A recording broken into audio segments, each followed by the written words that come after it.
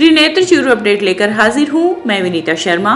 दिल्ली में प्रवास कर रहे रतनगढ़ के नागरिकों द्वारा नवगठित ट्रस्ट रतनगढ़ नागरिक परिषद दिल्ली का दीपावली पारिवारिक स्नेह मिलन समारोह शनिवार शाम उत्साह पूर्वक संपन्न हुआ। वर्धमान संवत्सरणम आध्यात्म साधना केंद्र छतरपुर मेहरौली के विशाल सभागार में दीप प्रज्वलन एवं गणेश वंदना से प्रारंभ हुए कार्यक्रम में लोक कलाकारों की मन भावन प्रस्तुतियों ने खूब रम जमाया। कार्यक्रम संयोजक व संस्थापक सचिव कुणाल व्यास ने बताया कि ट्रस्ट गठन के पश्चात आयोजित इस प्रथम कार्यक्रम में प्रवासियों का उत्साह देखते ही बनता था।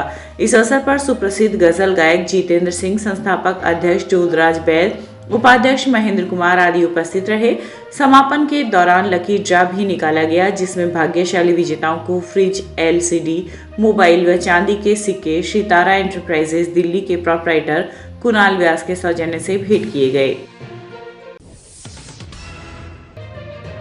गौड़ ब्राह्मण महासभा राजस्थान की चूरू जिला इकाई के तत्वाधान में आज स्थानीय दादाबाड़ी में समाज का प्रतिभा सम्मान समारोह आयोजित किया गया। इस अवसर पर गौड़ ब्राह्मण महासभा के प्रदेशाध्यक्ष विजय हरिद्वाल, महासभा के जिला अध्यक्ष सुधाकर सैल, टीडीएसएल के संत विश्वम्बरनाथ आदि उपस्थित रहे। समारोह का शुभारंभ भगवान परशुराम जी के चित्र पर माल्यार्पण व दीप प्रज्वलित कर किया गया। बाद में धर्म संघ ब्रह्मचारी आश्रम के ब्रह्मचारियों द्वारा स्वस्ति वाचन किया गया। इस दौरान हरिद्वाल ने कहा कि वर्तमान समय में ब्राह्मण समाज को राजनीतिक पार्टियों द्वारा केवल वोट बैंक मानकर उपयोग किया जा रहा है, जिसको ब्राह्मण समाज कभी भी बर्दाश्त नहीं करेगा।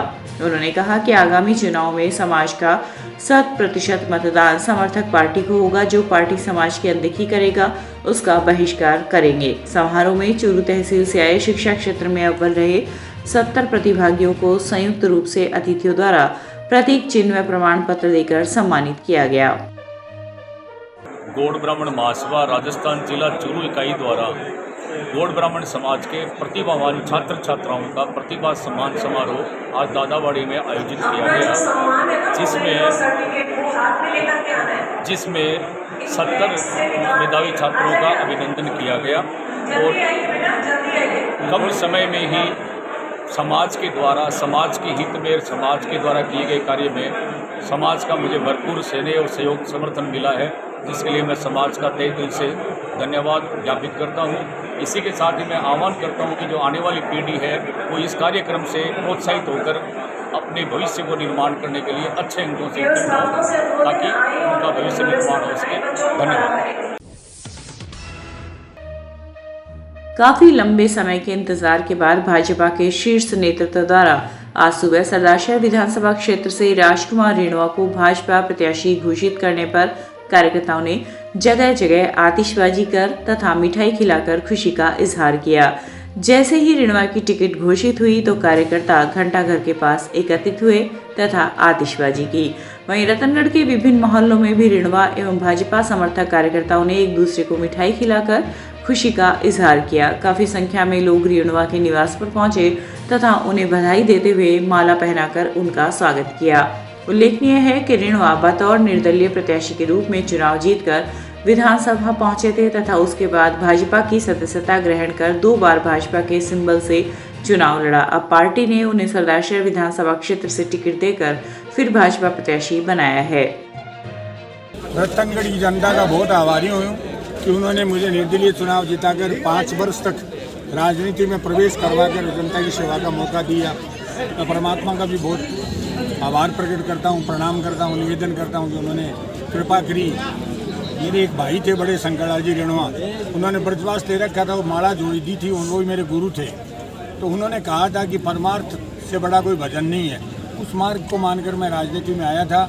2 बार पार्टी ने मुझे टिकट दी। 15 वर्ष तक मैंने रामरथ रखने का प्रयास किया रतनगढ़ में, जितना मेरे से संभव हुआ था कि शायद ही कोई काम बाकी रखा हो सकता। अब 5 वर्ष से मैं अपने भजन साधना में लगा हुआ था।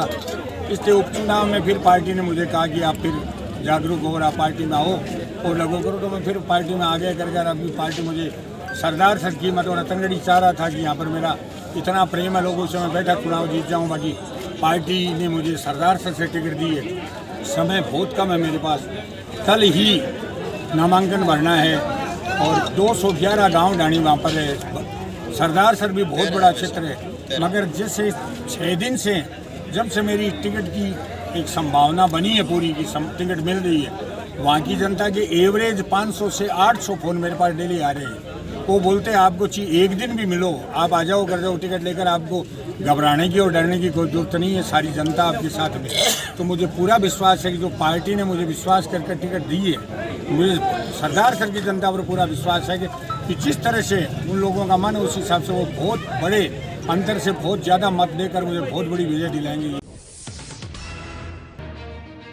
चूरू विधानसभा क्षेत्र के कांग्रेस प्रत्याशी रफीक मंडेलिया ने आज मंडेलिया हाउस में प्रेस वार्ता में बताया कि वह सत्ता के लिए नहीं, सेवा के लिए राजनीति में आए हैं। इस दौरान मंडेलिया ने 6 नवंबर को नामांकन रैली में चूरू विधानसभा क्षेत्र के मतदाताओं के अधिक से अधिक संख्या में भाग लेने की अपील की है। इस अवसर पर जिला कांग्रेस कमेटी के उपाध्यक्ष सुबोध मासूम, मीडिया प्रभारी डॉक्टर जमील चौहान आदि उपस्थित रहे।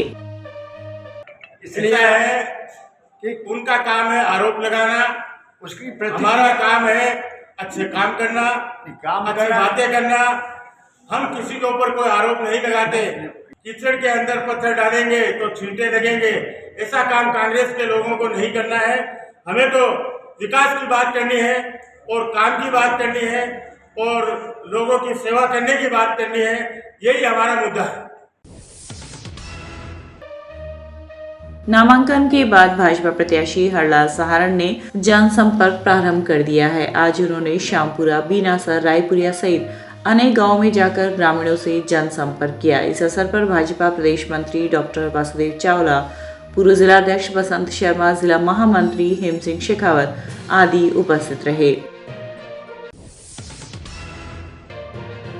रतनगढ़ तहसील के गांव पाबूसर की एक दुकान में सो रहे एक व्यक्ति के साथ गांव के 3-4 लोगों ने मिलकर मारपीट की।